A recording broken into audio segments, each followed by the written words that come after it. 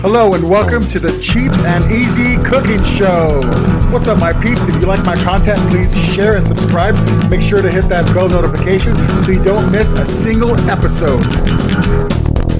Hello, everybody, and welcome to today's show. Today, we're making English muffin pizzas. This is such a simple recipe. You can do this with the kids. You can do this for game time, snack time, or dinner.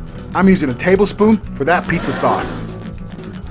A little bit of cheese, and however many pepperonis you want. I chose to go with 4. 1, 2, 3, 4. Yay! And your English muffin pizzas should look something like this. Awesome. Remember, make this yours. Add whatever you want. Now into the air fryer. My air fryer was pre-warmed, and now I set it at 4 minutes at 380 degrees. Are you ready to see what we made? Check this out. Awesome. English muffin pizzas. Now I'm going to have to sample one of these, of course. Man, that's really good. See you soon. Thanks for watching. Don't forget to like